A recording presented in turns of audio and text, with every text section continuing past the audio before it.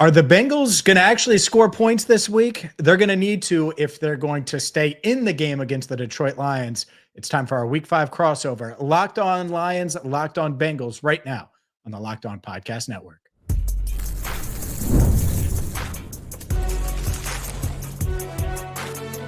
You are Locked On NFL Crossover, part of the Locked On Podcast Network. Your team every day. Hi again, everyone, and welcome into another Locked On crossover. I'm James Rapien of Locked On Bengals. He's Matt Dery of Locked On Lions, and it's a huge matchup this week. Well, at least for one team. I think Bengals fans are really down, Matt. I'm not going to lie to you, but still plenty to discuss when it comes to this matchup in today's Crossover Thursday is presented by PrizePicks. Download the PrizePicks app today and use code LOCKEDONNFL to get $50 in lineups after you play your first $5 lineup. Let's start with the good. Let's start with the Lions. How are things in Lions country right now? What's the biggest story when it comes to the Detroit Lions? James, things are great. I mean, they've won 3 in a row. They feel good. I know it's the complete opposite of what you guys went through as Lions fans tuned in on Monday night to do a little scouting of the Bengals and saw that atrocity. But no, to be honest, the Lions started the year very slow. Week 1 in Green Bay was an unmitigated disaster. They played very poorly. And the Packers took it to them, and everybody started panicking. And what about the new coordinators? And, oh, my God, Frank Ragnow retired. What are we going to do at center?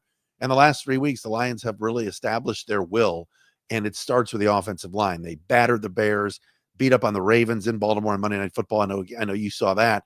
And then last week took care of the Browns. It wasn't pretty, but as you know, the Browns, as they did with the Bengals in week 1, junked it up and stayed in the game for a while. Then the Lions pulled away. But Detroit feels good. This was a game, like you said earlier in the year, you went, all right, 425 on Fox at Burrow and the Bengals. Now without him there, I think the Lions can breathe a little bit easier, but again, anytime you go on the road, it's going to be tough. And then there's some storylines here. DJ Reader coming back. David Montgomery's a Cincinnati kid. So, and the Lions have some issues at cornerback that we'll talk about. Yeah. I think the Montgomery factor is so interesting to me, being a Cincinnati and knowing he went to Mount Healthy High School and, well, my University of Cincinnati Bearcats didn't recruit him and all those things. But there's definitely something there. You mentioned DJ Reader. How is DJ Reader overall? I know Bengals fans think about him often. Well, you know, I talked to Dan Horde last year, the Bengals radio voice and an old Syracuse buddy of mine. And he was like, man, we miss him so much. And he hasn't had the kind of impact maybe on the field. I think last year was banged up a lot and the numbers kind of, the PFF numbers weren't great to him. He was fine. I see a better DJ Reader this year. He's healthy. He's in a contract year, obviously. And he's been kind of the leader of that interior of the defensive line with the injuries to Aleem McNeil and Levi Onwuzurike. And he just seems like such a good dude and is a force in there against the run and has been better. And I think coming back to Cincinnati this weekend for him, I think will be a nice showcase for him. And I know the Bengals have been struggling. I got to ask you, James, I mean, I know what the feeling is in Cincinnati. I can see it on your face here as we record, but do you worry more about Reader, let's say Reader and the Lions just getting after that O-line, or is it just that there's a quarterback problem there? Like, what's going on? Man, it's everything. Yes. It really is. And what I've tried to focus on so far this week is, all right, well, what can you fix? And I do think that there are some realistic options that could be better at quarterback. Jake Browning left a ton on the field this past week. I mean, when you have Jamar Chase and T. Higgins and all of these other weapons, I mean, Chase Brown, and you could go on and on, guys that can make plays, and you're scoring 13 points in 8 quarters. And the one touchdown you've scored in those 8 quarters was garbage time when the Vikings had put in their practice squad backups. I mean, it was very much a game over type of garbage time situation. It's such I would say, demoralizing feeling. And that's what I think is interesting. As we record this, I haven't been in the locker room yet. And because of the Monday game, everything's kind of pushed back. How do they respond now? Because that Monday game was supposed to be their response after laying the egg in Minnesota. And I think that's what's so tough is now 48 hours removed from that Monday night debacle is it's like, all right, well, what answers do you have? Because you need them very, very quickly because you have one of the best teams in the NFL coming to Paycor Stadium on Sunday, and you were already supposed to respond, and now the competition gets tougher. In my mind, the Lions are better than what they've seen over the past couple of weeks. And yeah, they were on the road, but it looked awful. You get outscored 76-13. So they have a ton of issues. And yet I look at it and I say, all right, well, you're not going to necessarily be able to just fix the trenches, but you should be able to get more out of this offense, given the skill guys that you do have and given where the strength of this roster is. And they haven't done it over the past couple of weeks without Joe Burrow. It's crazy because, like, it seems like yesterday you guys were in the Super Bowl. I mean, it was a lot of the same players. It was the head coach. Mm-hmm. I watched Monday night, James. I'm like, what is this? And I know they started off okay. I think they went up 3-0, but my gosh, it was, I mean, the penalties, and they didn't even accept all of them. How many penalties did they have that weren't even accepted? It was like 15 total or something. Yeah. So at halftime, it was 11 penalties that they were called for, and 8 of them. That's 8 right. were accepted, and they finished with more penalties than first downs. They had 4 first downs on the opening drive, 5 the rest of the game. I mean, just historically bad offense, and they have the best receiver on the planet, in my mind, right? And maybe he's second or third or whatever, but it's really, really hard to do. In that backup receiver they have, or their second receiver, however you want to say it, in T. Higgins, he's really good too, right? So they have to find a way to get those guys involved. And that's where my focus is. Like, yeah, they're a young defense. They're not going to be great. They're going to give up points and yards and things like that. The offensive line, I don't think anyone expected the offensive line to be world beaters this year. But with Jake Browning, they should still be able to score points, and they haven't. And so that's the thing where you look at Zach Taylor, the head coach, and you look at this team and you're like, all right, how do you fix this at least somewhat so you can be competitive in a game like Sunday? It's interesting too.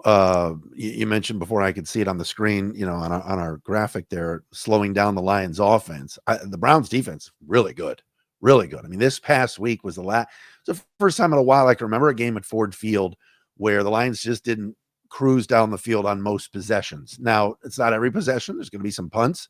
The Lions have a good one in Jack Fox, and he pins people deep. But, man, Myles Garrett and that crew, and Garrett didn't have a sack.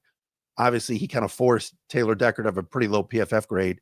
But all in all, I thought the Browns defense did all they could do. I mean, they were on the field most of the game, especially in the second half. But the Lions, I feel like, not saying they left some points on the field, but I think they will tell you they could play better offensively, and that's pretty scary with how they've been playing lately, and they did a nice job against the Ravens. So your question about slowing down the Lions, you said the Bengals defense is young. I think the Lions are ready to kind of break out again this week after this past week where they really couldn't do everything that they wanted to do. And Montgomery had 9 carries, 12 yards. That's not going to happen again, right?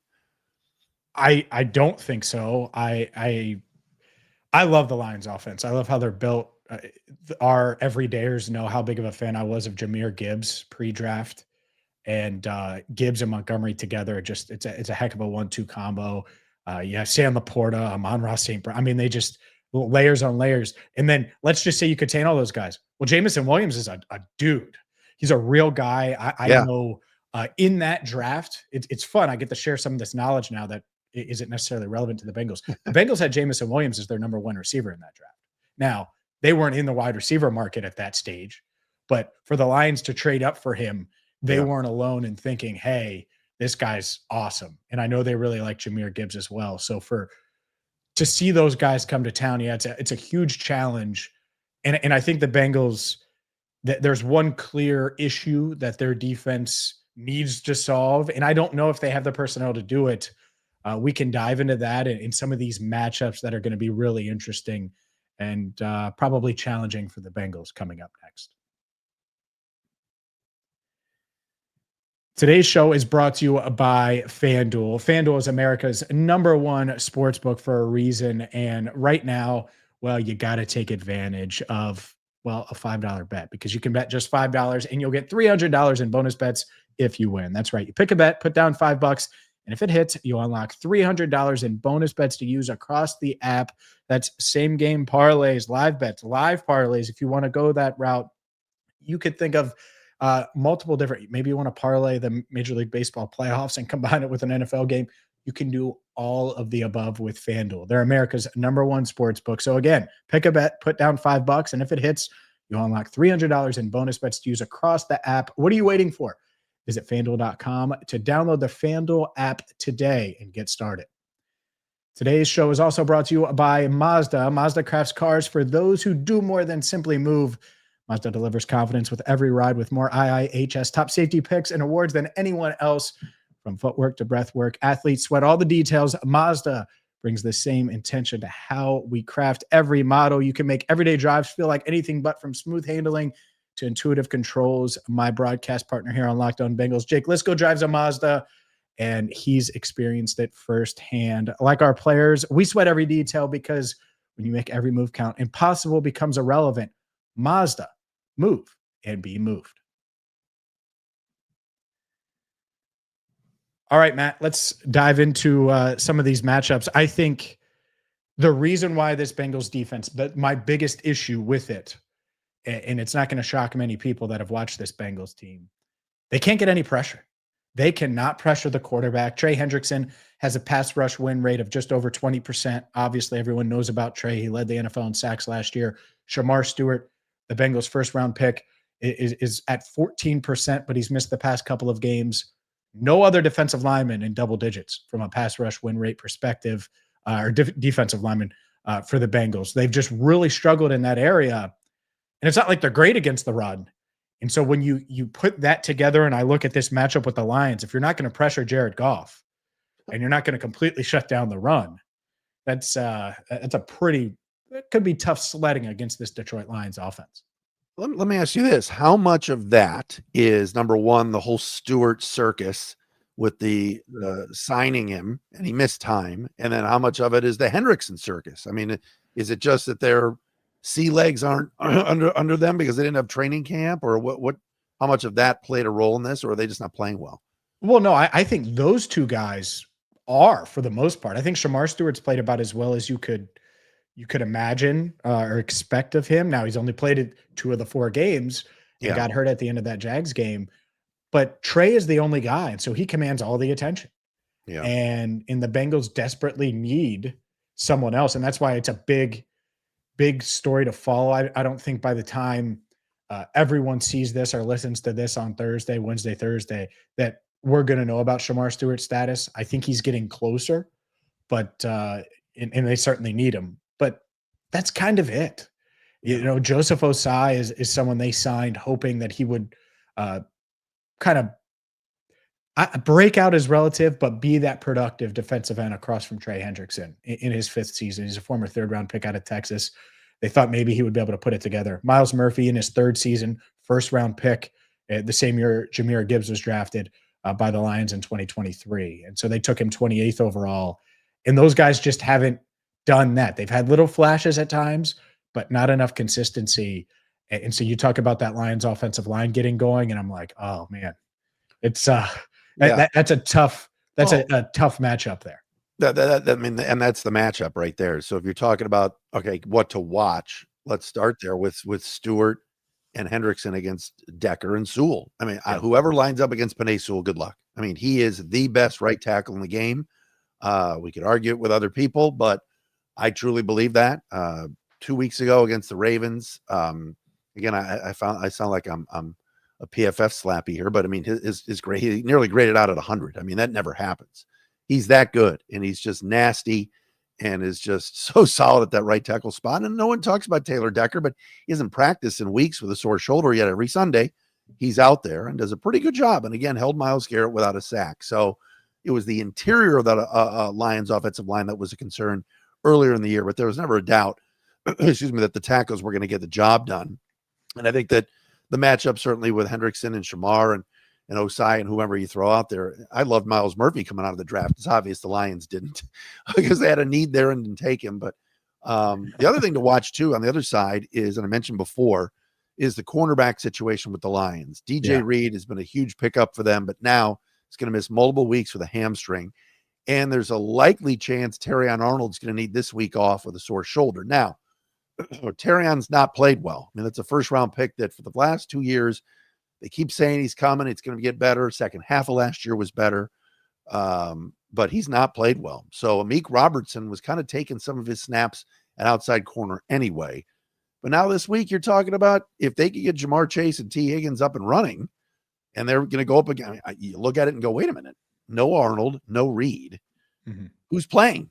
Well, Amik Robertson would play one outside corner. He's really good, mostly in the slot, but can do it. Everybody saw him in week 18 last year, shut Justin Jefferson down when Carlton Davis got hurt. And then the other corner is Khalil Dorsey, who has never started an NFL game. So that's something to watch there. Do they decide, all right, where's Dorsey? Where's number 30? Do we just pick on him and see if he can play? The Lions like him. He's been a depth piece, but now he's going to be sprung into action on Sunday. Yeah, I think that's a matchup. Just you describing it. If the Bengals want to hang in this game, you have to get your stars involved. It was a real big theme for me last week. Jamar has to have one of those 12 to 15 target games. T. Higgins has got to get plenty of opportunities. And when these guys have that 6 to 8 target range and Jamar's averaging 5 yards a catch, well, you're not going to win with that. So can the Bengals take advantage of that? We'll see. I think that does give some Bengals fans some hope right there that, oh, well, the Lions are banged up in the secondary. Let me ask you this. How is their pass rush? Because there isn't much confidence in this Bengals offensive front right now. Well, I mean, we made a mistake, James, and our listeners should be mad at us. We're 16 minutes and 36 seconds in and haven't said the words Aiden Hutchinson yet. No doubt. And that's a massive mistake on our parts because that dude, well, I knew he was coming. He's afraid. Yeah. Yes. I mean, maybe we just teased it, but that dude is balling right now. And slow start coming back from the broken leg last year, first game against Green Bay. You're like, where is he? He was a no-show, but really the whole team was. First half of the Bears game, week 2, you're like, where's Hutch? And then all of a sudden, there he is in the second half, getting in Caleb Williams' face, forcing some bad throws, some pressures. And then the last 2 weeks, I mean, 2 sacks to Lamar Jackson. This past week, a sack on Joe Flacco, which, look, you and I could sack Joe Flacco, but strip sack and just making plays. And I mentioned this on my Tuesday show, I believe, here on Locked On Lions. I mean, he is now the difference maker. Everybody's talked about the edge rusher opposite of Aiden. And why didn't Brad Holmes go sign anybody? Why didn't Brad Holmes go draft anybody? Wait till the 6th round to take another edge. They've had Marcus Davenport. He's been hurt. Al-Qadim Muhammad has been really good as a backup, but is now filling in and starting. But it all starts with Hutchinson. If he's just on, it doesn't matter what the rest of the D-line's doing. It's going to open things up for them. But he's been an absolute monster for the last 2 weeks. And I have a feeling you're going to see the few Bengals patented false starts because they just know, 97, where's he located? And he'll be a menace for sure. Yeah. And that's what's so interesting about this matchup is can they contain these tackles have had their issues over the past couple of weeks. And so Aiden Hutchinson is going to get his. Can you contain him enough to where you're able to get the ball to Jamar and T? And last week it was kind of the opposite. Nick Bonito is a real guy, of course. Yeah. But the Broncos are a bunch of guys, and it isn't one star. It isn't Myles Garrett and then the rest of the crew. There's a lot of guys that you're going to have to worry about and devote attention to, and they just win with the Lions. Yeah, you're thinking it's like the Myles Garrett treatment where it's 2 guys. Sometimes it's probably going to be 3 guys, and you just don't want him to wreck the game. That's usually what I say during Cleveland week. You don't want Myles to wreck the game. I think that's the same thing here with Aiden Hutchinson. No question. You guys aren't running the ball at all well. I saw dead last. Don't remind me. Is that just because teams now are just loading the box because they know it's Browning, or is it and not Burrow, or what's going on there? No, they have not been good. They have not been good run blocking, and that's scary too. Is it's like, all right, well, if you're not going to pass protect at a high level, which that's what these guys were brought in to do to protect Joe Burrow, and now you have Jake Browning in, and you need to lean in on the ground game a little bit more than expected. Can you? And the answer so far has been no.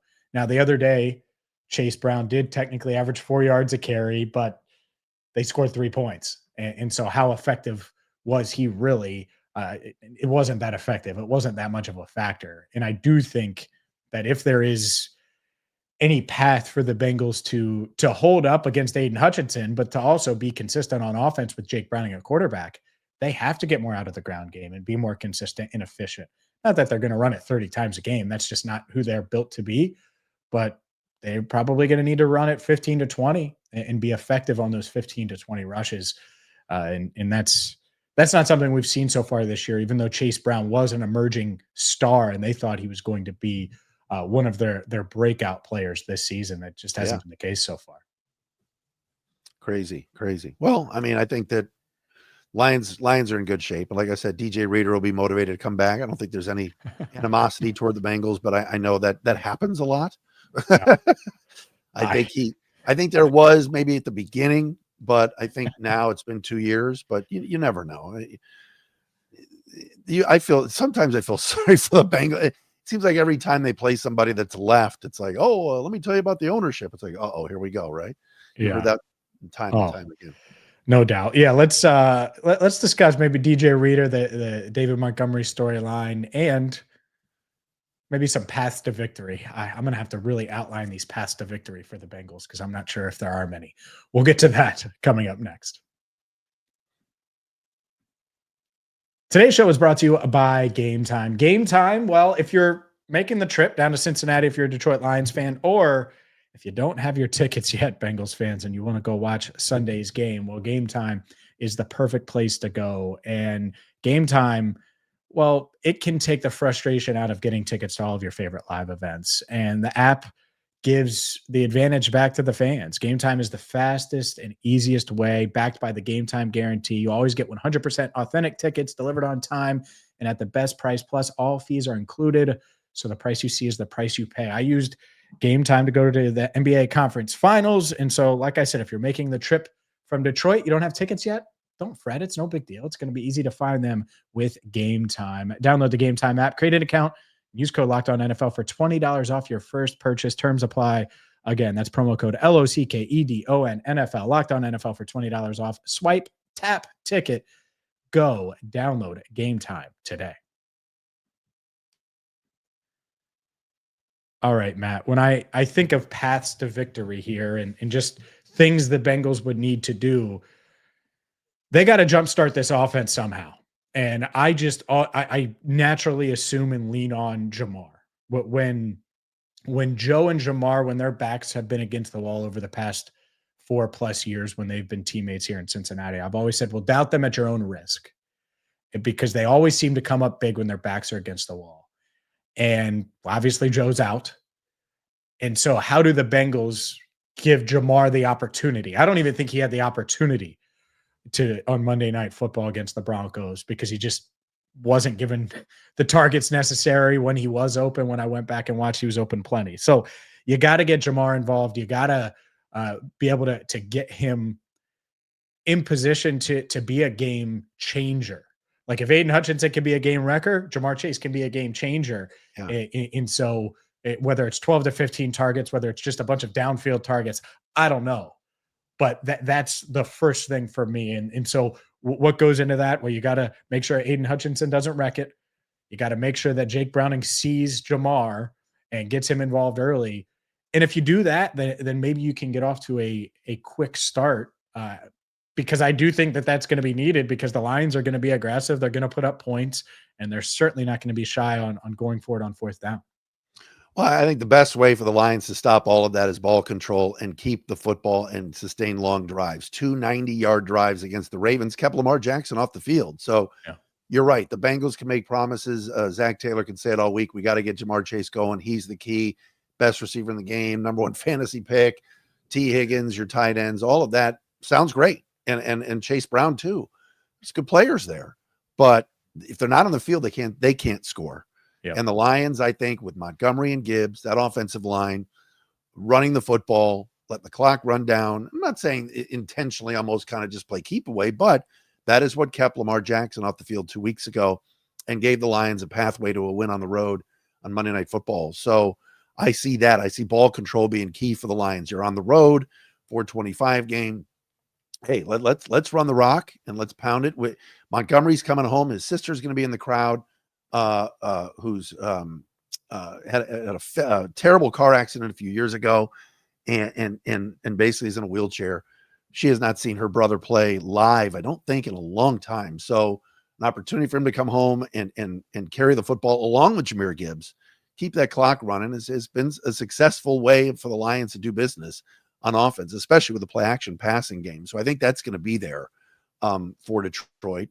And then, we talked about it before, but I see a scenario where, all right, Browning back, just throw it up into the sky, play some 500 and hope for the flags. The Bengals have to hope that the side judges and back judges pick on Khalil Dorsey and go, all right, Dorsey's being handsy here. It's Jamar Chase and an unknown corner. Couple of deep shots that turn into flags are just like catches, right? So I would watch for some DPIs against Dorsey that they pick on him and see if it works. I actually think that's a great point, because you can't get those big plays if you're not trying them and you're not pushing the ball down the field. And they do need to find a way to do that in any way they can. And that's a scenario that could play out where the defensive pass interferences are make an impact. You mentioned the run game and the ball control.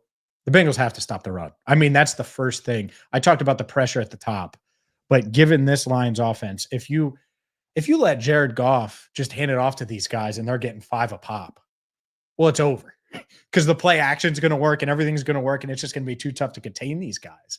It is. And so I think stopping the run or slowing down that rushing attack for the Lions, that has to be number one. And it doesn't mean that's enough to slow down that entire offense, because right. Jared Goff can sling it all over. But I do think it has to start there, is you make sure that David Montgomery and Jahmyr Gibbs just aren't running all over you, because if they do that, then it's going to open the entire offense up for this Lions team that can obviously score points in a hurry. I hate to do it, but is there a chance Browning struggles early, the Boo Birds rain down? I mean, they wouldn't put Brett Rapien in, would they? I don't think so. I don't think so. Like, and that's what's been kind of annoying to me. Like, I'm totally fine with Jake Browning starting on Sunday, but you need someone that you feel comfortable putting in at some point. And I don't think it's Brett Rapien. They have Mike White and Sean Clifford on the practice squad. I don't think that's realistic. They got here a few weeks ago. Yeah. I mean, Brett Rapien got here at the start of September after final cuts. He wasn't even here during training camp. So it's really tough to envision any of those guys, given their experience or lack thereof, and when they got here. So no, I don't think so. But yeah, you're right about that. Like if the game goes a certain way, I definitely think the Boo Birds will be out. And that's why when I did that game time read, by the way, I was like, oh, well, Lions fans, if you want to come down. Oh, they'll be there. Bengals fans, I'm not telling you not to come. I know how frustrated Bengals fans are right now. That's all. Well, it's drivable for Lions fans to get to Cincinnati, and they will be there. Trust me. Just ask the Colts fans last year when the Lions fans invaded Lucas Oil. They'll be there. They'll be there and loud. So that would be interesting. And I know how Bengals fans feel right now, as you said, over the last 2 weeks, and there's a lot of frustration there. Yeah, for sure. And so I think going into that last week's game, I said, oh, well, pressure was on Denver to get to 2-2. You don't want to fall to 1-3. The pressure's on the Bengals now just to look competent. As weird as that sounds at 2-2, like they've been so bad, outscored 76-13 over the past couple of games. And you're playing a team in Detroit that is among the NFL's best. And so it's a tough ask to go out there and win. It's the NFL, so you always expect to win. But man, you just got to look better than you have. And I'm not sure they're going to, but that's where I'm at ahead of Sunday's game. And I think a lot of people here in town feel the same way. Yeah, I don't see a scenario where the Lions lose either. And it's not me being cocky or anything. Like you said, Sure. I just think they're the better team. I think right now without Joe Burrow, that's a tough ask. Like you said, I think unless the Bengals get pressure on Goff and force a couple of turnovers and the Lions hand Cincinnati opportunities, I see the Lions winning as well. I think they've been real solid on special teams the last couple of weeks. Returned to punt this week with Khalif Raymond. Kick returns have been better. Like I said, Jack Fox has pinned you deep, and then you're asking Jake Browning in that offense to go 90 yards, 88 yards, whatever. That's going to be tough for the Bengals for sure. And it's nationally televised game. This one was on the schedule, looked cool at the start of the year, and now you're like, oh man, no Joe Burrow. That kind of sucks from a matchup standpoint. But I'm sure the Lions, in their building in Allen Park aren't really too upset about it. No, why wouldn't you? Why would you be? Right? It's this it should have been an awesome matchup. I still am excited because there are a lot of players in the Lions that I've either followed or we've mentioned on the pod, or obviously the David Montgomery factor, DJ Reader. Hopefully I get to see DJ. It's good. And by the way, I definitely think he's going to be out for revenge. I'm just go for it.